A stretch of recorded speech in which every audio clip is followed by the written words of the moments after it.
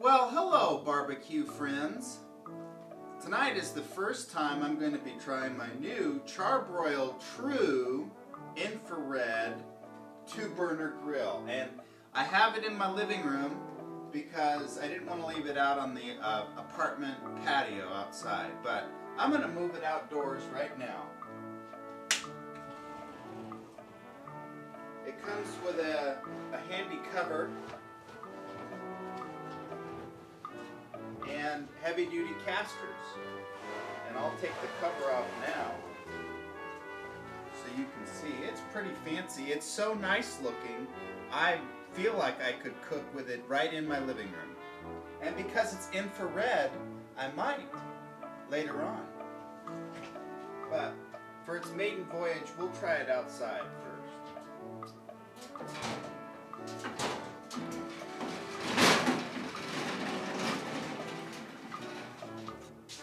But before I get started with the cooking, I'm going to prepare the meat I'm making. I'm going to have, for the first time ever, all-natural bison ribeye steak. I found it in the store. It's 63% less fat, 48% less calories. HighPlainsBison.com. I've never had bison, and tonight's going to be the first time. The literature for the grill said to oil the meat, lightly oil it before you put it on the grill so that it doesn't stick. I'm also cooking chicken thighs. Wanted to try the barbecue and see how it does with both beef and chicken tonight. I don't have any grill seasonings, but I'm just going to put some fresh ground pepper on them. Good. And since the grill has 2 burners, I'm going to experiment with searing the bison on the one side and grilling the chicken on the other. Searing and grilling have different heat levels, so we're going to find out what it is the grill can do with both of these kinds of meat. There's the bison steak. And here are the chicken thighs. At the barbecue, you'll notice the controls are a little different than most gas grills you've seen before. There's a cleaning stage, a searing stage, grilling, barbecue, and chicken, and the igniter button.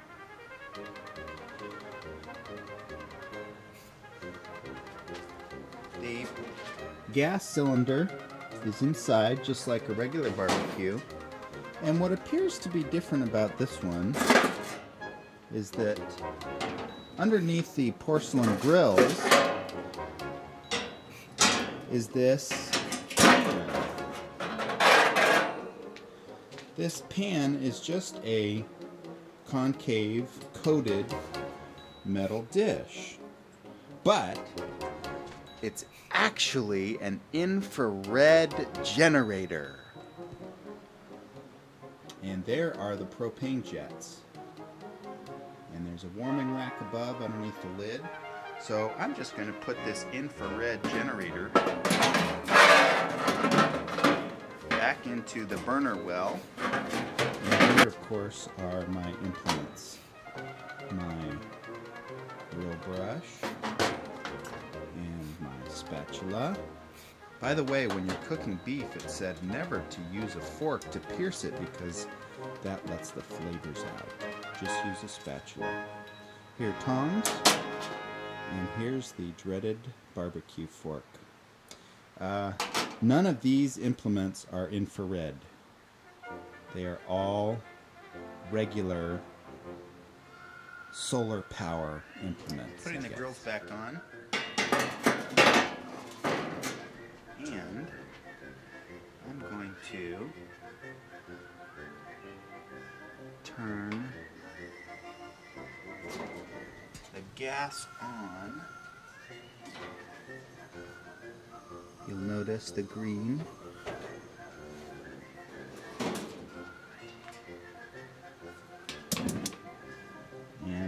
lit up like easy as pie. So I'm going to put it to preheat at this position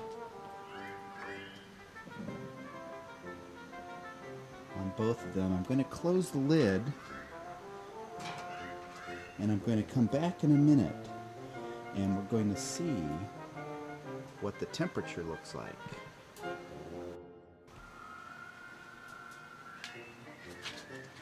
Now, I forgot to do one thing.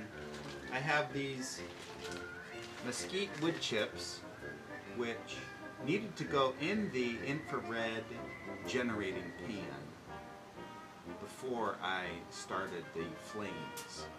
But since the grill's already up to 200 degrees Fahrenheit from the thermometer on the lid, I think now's as good a time as any.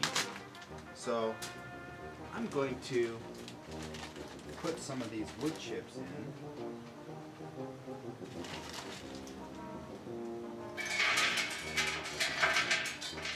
And just drop them right into the pan. Close the lid. And we'll let them continue warming up. Already smells like the wood's heating up. While we have this time together, I'm going to read to you from the book. True infrared energy is comprised of those frequencies just beyond the visible light spectrum. Simply put, it is light that we cannot see, but our bodies and food detect as heat. Most electromagnetic energy can cause heating, but true infrared is the perfect choice for cooking. Traditional convection grills heat the hot air and can dry out your food. But with these grills, infrared frequencies strike the food and cause the molecules to vibrate, thereby creating the heat that cooks your food. And it gives a little chart that shows the wavelengths of different forms of light. They are gamma rays, X-rays, ultraviolet, then visible light, and just after visible light comes infrared, microwave, and radio wave. All meat has a moisture-saturated boundary layer. Sounds delicious. Convection heat dries out this boundary layer while cooking, whereas true infrared energy is able to penetrate this boundary layer without displacing it. That is why a hamburger will shrink more on a convective grill than on a true infrared grill. Cooking with true infrared energy provides more juicy and flavorful results. And I don't know if you can see it, but there's this cool little chart that shows how the infrared energy goes right inside the meat. And convective or traditional barbecuing goes around the meat and dries out the integral moisture layer on the meat, which you don't want. So now the grill is up to 350. I'd say that is very nicely preheated. So I'm going to turn the chicken side down to the grill. I'm going to use my new tongs to operate.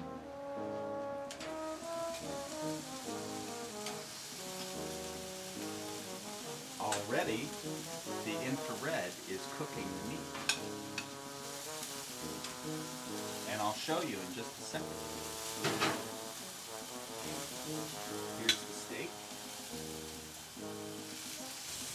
And I wish you could smell it.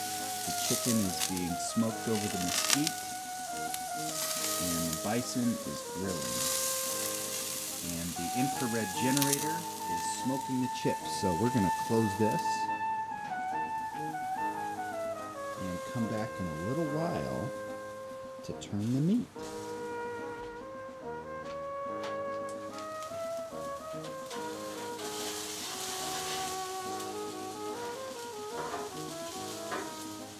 Didn't get any sear marks. Maybe I turned it too quickly.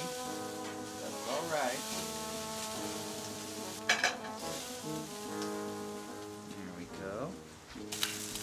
Now, do you notice the infrared rays coming out of the grill? No, you wouldn't, because infrared is invisible to the human eye. Now, you'll notice that some of the grease from the chicken dripped onto the barbecue. So because this is brand new, I'm going to wipe it down and keep it nice and clean. I've never had a brand new barbecue like this one, and it's very nice and shiny.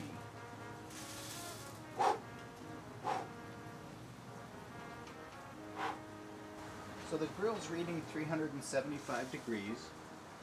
I've never had bison before, and I don't want to risk overcooking it, so I'm going to take it off now.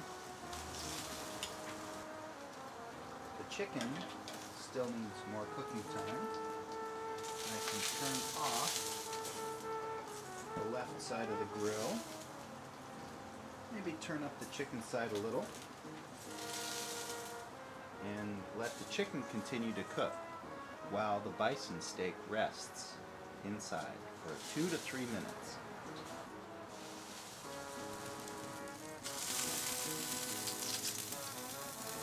Now the chicken is looking very good. It's cooking a little more quickly than I'm used to, and it's not getting blackened. There are no flare-ups with this grill. The other thing I've noticed is that it's not getting golden brown like I'd thought it might.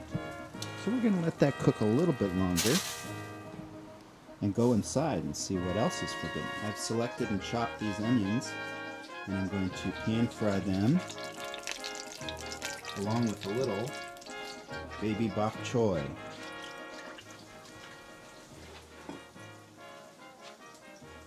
To the olive oil, I've added a little fish sauce, and I'm going to add a little oyster sauce and some fresh garlic. And by the way, none of this cooking I'm doing on the stovetop is infrared at all.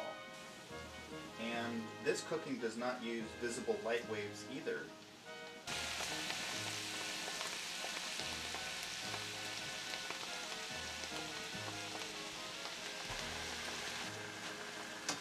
So while the bok choy and the onion are browning, I've added the garlic and the oyster sauce, and I'm just going to keep tossing it in the pan until it's still crispy, but nicely braised. I think I'm going to add a little infrared hot sauce. This is sriracha hot chili, and it's part of the visible light wave, and the nozzle has some infrared blockage, but I just squeezed it out. Now that color red you see in there is not to be confused with the infrared, but this is also a red color, and I don't think that's infrared. But there might be some infrared coming off of it, we just don't see it. Here's the steak. It's been resting. Going to add a spoonful of brown rice to that, and some grilled bok choy and onion.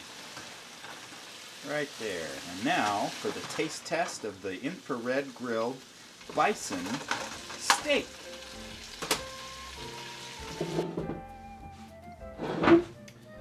The chicken came out very nicely. It did brown a little bit. But first, I'm going to try the bison steak and let you know if I taste any infrared at all. It's a little more rare than I would usually like. Absolutely delicious. Marvelous. Excellent. Now, for a little piece of the chicken. Very moist and fully cooked. I highly recommend infrared char-broil grilling.